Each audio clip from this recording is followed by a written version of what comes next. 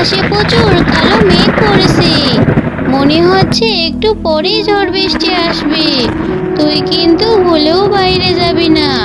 বৃষ্টিতে ভিজে ঠান্ডা লাগলে অসুস্থ হয়ে পড়বি। মা, আমি অনেক দিন ধরে বৃষ্টিতে ভিজি নাই। আজ একটু বৃষ্টিতে ভিজতে দাও না মা। মারে, তোর মাঝে অনেক গরিব। বৃষ্টিতে ভিজে যদি অসুস্থ হয়ে পড়িস তাহলে তো চিকিৎসা করার টাকা পাবো কোথায়? মা, সেটা আমি জানি, তুমি ভয় পেও না। আমি তোমার সঙ্গে মজা করলাম। আমি বৃষ্টিতে ভিজবো না।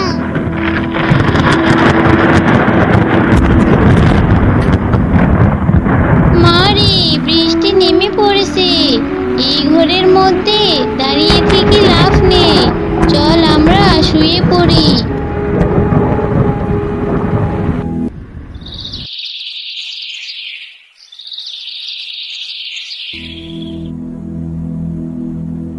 মা, ও মা, এ তো অনেক বন্যা হয়েছে। এইভাবে কিছু সময় বন্যা হতে চললে আমাদের ঘর সহ ডুবে যাবে। মা, তার সঙ্গে বন্যার পানিতে আমরাও ডুবে যাব। হ্যাঁ রে মা, তুই থাক, আমি বাইরে গিয়ে দেখে আসি। তা না হলে তো আমরা মা মেয়ে দুজনেই মরে যাব।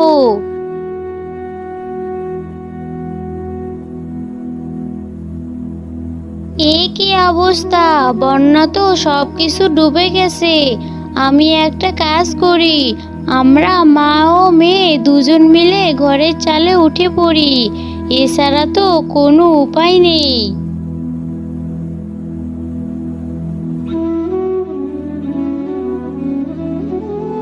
মা মিনা, জলদি করে চল, আমরা দুইজন গিয়ে ঘরের চালে উঠে পড়ি। তা নইলে আমরা দুজনে মরে যাব। মা, আমার অনেক খিদে লেগেছে। 3 দিন ধরে বৃষ্টি হচ্ছে। আমরা তো 3 দিন ধরে কিছুই খাইনি। খেতে না পারলে তো মরে যাব। মা রে, এসব কথা বলিস না। তুই মরে গেলে আমার কি হবে? তুই একটু ধৈর্য ধর মা। আল্লাহ ঠিক কিছু আমাদের মিলে দিবে।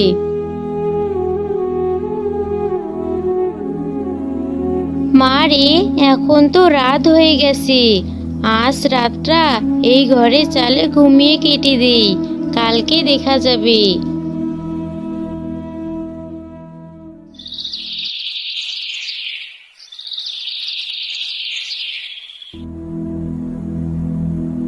মা, ও মা, দেখো দেখো, সামনে একটা নৌকা ভাসতেছে। হ্যাঁ রে মা, নিশ্চয়ই এই নৌকাটা আল্লাহ পাঠিয়েছেন।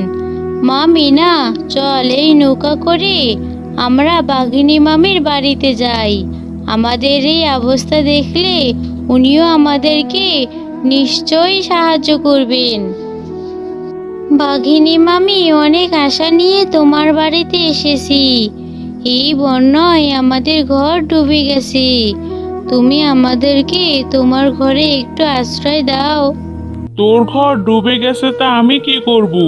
তাছাড়া কি এটা মামার বাড়ি আবদার?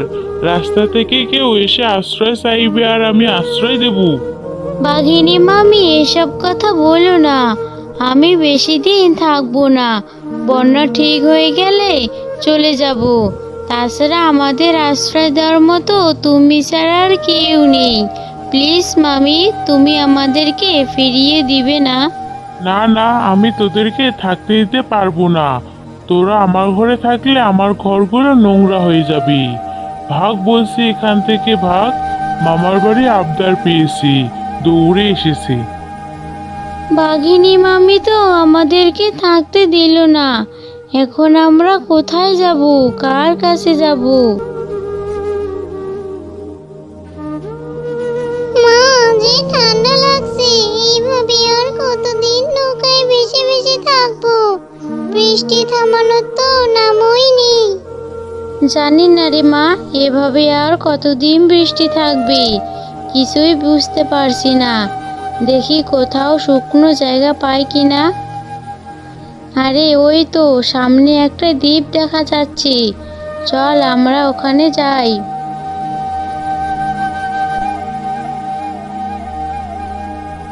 মা, জায়গাটা তো অনেক সুন্দর।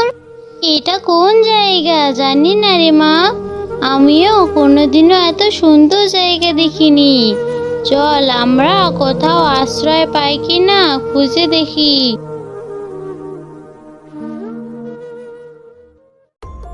এই দুষ্টু তান্ত্রিক, তুই এটা একদম ঠিক করতেছিস না। তুই আমাকে দয়া করে ছেড়ে দে, আমি চলে যাচ্ছি, দয়া করে ছেড়ে দে। আমার উদ্দেশ্য সফল হতে আর কিছুক্ষণ বাকি আছে, এরপর আমি মহাশক্তি লাভ করব।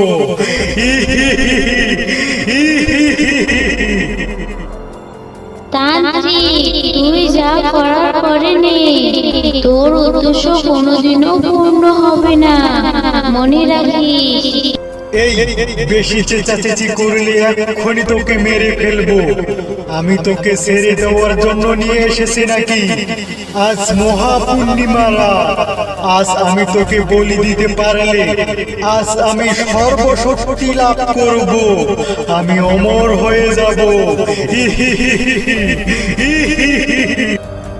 মা ও মা, দেখো দেখো ওই দুষ্টু তান্ত্রিক পরীটাকে কি জন্য করছে। পরীটা অনেক কষ্ট হচ্ছে মা, আমাদের ওই পরীটাকে বাঁচানো উচিত। হ্যাঁ রে মা, তুই ঠিক বলেছিস, ওই পরীটাকে আমাদের বাঁচাতে হবে। কি করে বাঁচাই বলতো? মা তাড়াতাড়ি করো, একদম সময় নেই, নয়তো তান্ত্রিক পরীটাকে মেরে ফেলবে। কি করি কিভাবে বাঁচাই? তুই দাঁড়া, আমি এক্ষুনি তান্ত্রিককে উচিত শিক্ষা দিতাছি।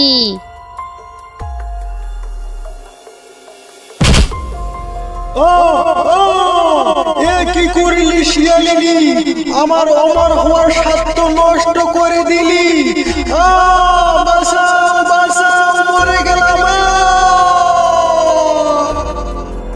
তোমাদেরকে অনেক অনেক ধন্যবাদ, তোমরা আমার প্রাণ বাঁচালে। কিন্তু এই নির্জন দ্বীপে তোমরা কিভাবে আসলে? এই শুনে শিয়ালিনী তাদের সঙ্গে সমস্ত ঘটে যাওয়া ঘটনা পরীকে খুলে বলে। তোমাদের ঘটে যাওয়া ঘটনা শুনে আমার অনেক কষ্ট হচ্ছে। তোমরা যেহেতু আমার প্রাণ বাঁচিয়েছো, তাই তোমাদের আমি সাহায্য করব। এই নাও জাদুর তরমুজ বাড়ি, এই বাড়ির ভিতরে তোমাদের যাবতীয় জিনিস পেয়ে যাবে। আর তরমুজ ঘরের ভিতরে হিরে মুক্ত সোনা পেয়ে যাবে, আর সেগুলো তোমরা বিক্রি করতে পারবে। জাদুর পরি, তোমাকে অনেক অনেক ধন্যবাদ আমাদের তরমুজ বাড়ি দেওয়ার জন্য। আর তোমাদেরকে অনেক অনেক ধন্যবাদ, আমি এখন যাই। আর তোমরা কোনো বিপদে পড়লে আমাকে স্মরণ করবে, আমি সঙ্গে সঙ্গে চলে আসবো। মা এখন আমাদের কোনো অসুবিধা হবে না, এখন তো আমরা তরমুজ ঘরে যাবতীয় খাবার পেয়ে যাব। হ্যাঁ রে মা, তুই ঠিক বলেছিস, এখন আমাদের আর কোনো অসুবিধা হবে না। এতদিন আল্লাহ আমাদের দিকে তাকিয়ে